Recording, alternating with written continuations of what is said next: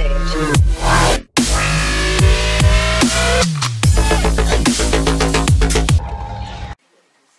Bonjour à tous.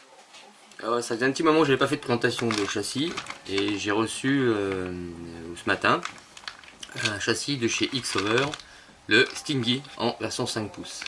Donc c'est une frame américaine je crois, très peu diffusée dans nos contrées. Un châssis spécifique au freestyle, vu sa taille et sa conception, et aussi son poids. Donc on va déballer un peu la pochette qui est fournie. Bon, c'est un peu dommage, mais bon c'est classique, hein, ces derniers temps on reçoit des pochettes un peu comme ça. Voir ce qu'ils fournissent dedans et la qualité de ce châssis. Alors, une planche de stickers.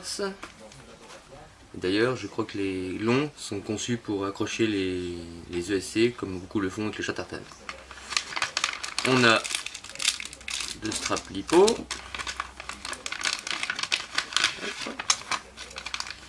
Des pads en mousse qui viennent se mettre sous les bras, que je déteste utiliser, car ça finit par plier les bras à force d'appui sur la machine. Le poids étant central, c'est pas des pads que j'apprécie utiliser, mais bon, ça protège un petit peu quand même.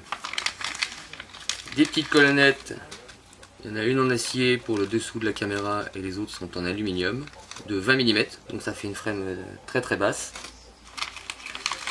Un jeu de visserie. Je sais pas si c'est de l'alu, ça sera un peu sombre pour être de l'aluminium, peut-être du titane ou de l'acier. J'imagine alu. Par contre, un très bon point, elles sont toutes de la même taille. Ça, c'est quelque chose qui est rare sur beaucoup de châssis. Ils mettent souvent des vis plus longues d'un côté, des courtes de l'autre, des petites, des moyennes. Là, c'est toutes les mêmes. Comme ça, il n'y a pas de prise de tête pour le montage. On n'a pas besoin de chercher quelle est la bonne vis. Voilà. Second strap batterie. Et le châssis en vrac. Bon, sur celui-ci il y a le stickers qui est en option, hein. Il est déjà collé, facile à installer et à retirer pour un ajustement facile. Ça rend le châssis beaucoup plus joli, on aime ou pas. Alors la plate du bas qui est en 2 mm j'imagine, 2 mm, plutôt bien rigide, les finitions sont extrêmement propres. C'est tout arrondi sur les bords, donc tout chanfreiné, sauf les intérieurs, mais la qualité d'usinage est excellente. Beaucoup de couches de carbone à voir à l'usage, mais connaissant la marque, je me doute qu'il n'y a pas de souci niveau construction.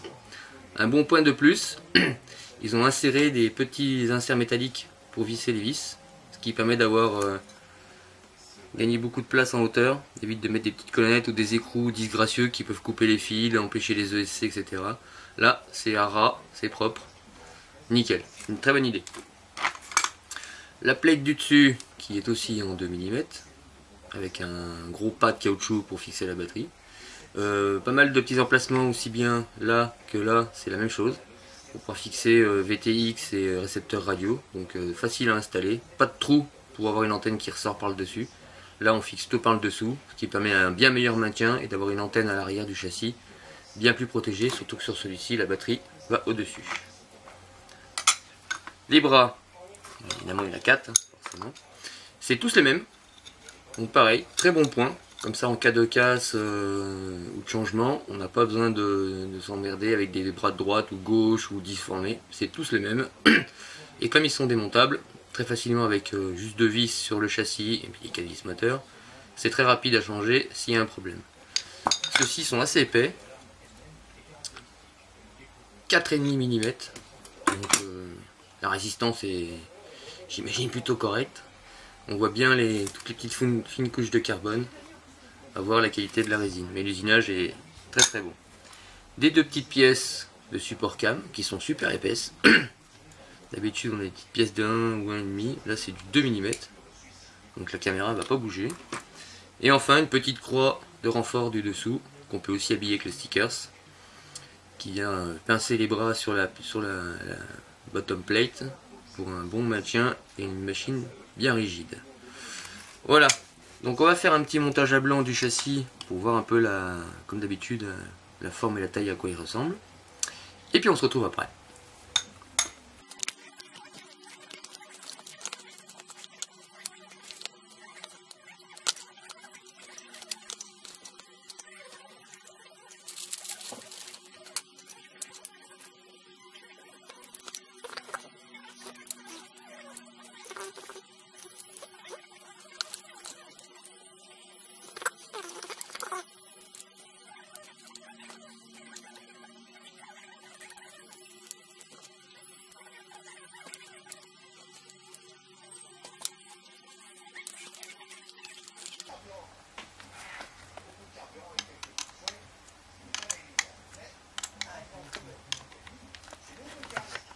ajustements sont très très bons, même avec une seule vis, ça bouge déjà plus, pas de jeu dans les bras.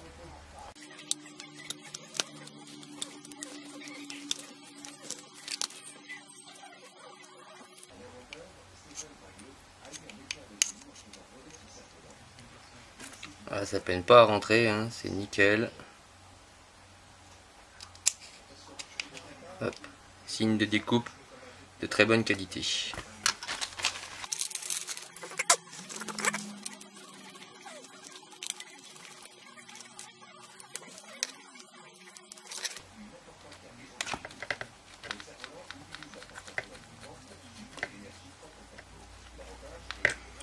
Je vais pas serrer trop les vis parce qu'il faudra que je les enlève pour mettre du frein filet, comme je fais toujours sur au moins les vis du dessous du châssis, parce que c'est les vis que l'on touche souvent le moins.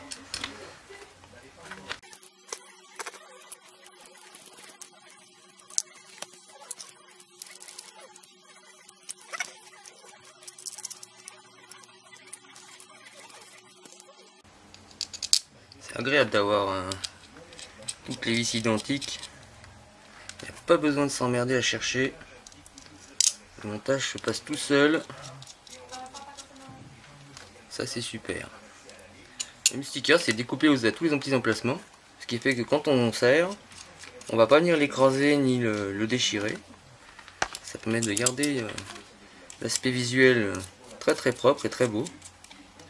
Tac, vous voyez ça se monte quand même relativement vite.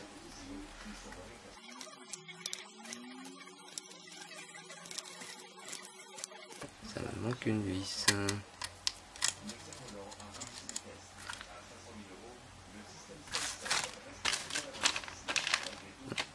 Ah bah oui, il y a le support. J'ai oublié. Le petit support. Voilà. Xover fournit un petit support pour GoPro ou OneCam 3 ou Foxeer qui est en TPU et qui vient se positionner dessus. Il est en option, mais bienvenue quand on veut voler qu'une caméra pour filmer ses petits vols de freestyle.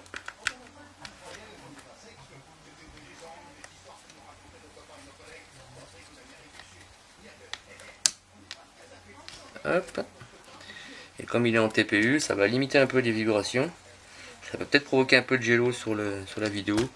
Mais bon, si la machine est bien montée, bien réglée, ça ne devrait pas poser de soucis.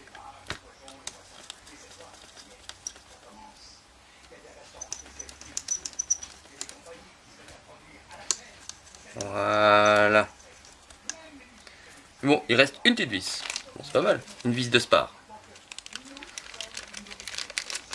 Hop là. Et voilà le petit bestiau. Bon, déjà une sacrée gueule, hein. Tout en longueur, très très basse. La hauteur là n'est que de 20 mm. Donc on peut facilement mettre du 4 en 1 plus une carte de vol, hein, ou un bloc stack. Faut pas qu'il soit trop haut quand même, attention.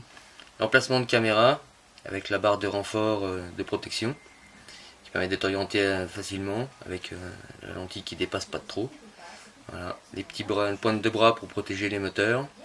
Les bras sont assez larges, donc on peut accepter des ESC sans trop être limité par la taille. Voilà, ça donne vraiment un joli châssis quoi. Un autre bon point, c'est qu'il y a beau y avoir une grande longueur, vous voyez qu'il y a deux colonnettes là et deux colonnettes là, ce qui permet d'avoir une machine plutôt rigide, mais qui reste un peu souple sur le centre. Donc elle va pas casser au milieu comme certains QAV pourraient casser, hein. Tout ça, ça permet de bien renforcer la structure. Voilà, c'est un très très joli châssis que j'ai hâte de monter et d'essayer. Alors il sera en full KISS avec ESC KISS et KISS FC. La PDB fournie par Xover que je vous ai pas présenté d'ailleurs. Qu'est-ce que j'en ai fait? Elle est là. Ah oui, j'avais oublié. Petit sachet, hein, ils fournissent les nécessaires de fixation des cartes de vol. Et la petite PDB fournie qui a un peu la forme d'une KISS. Assez longue. Il prend pas mal de place en bas du châssis, mais facilite le montage des moteurs. Pour les soudures des fils, hein. Vous voyez, ils tombent bien pile poil en face des bras. Elle propose classiquement un bec 12 volts et un bec 5 volts.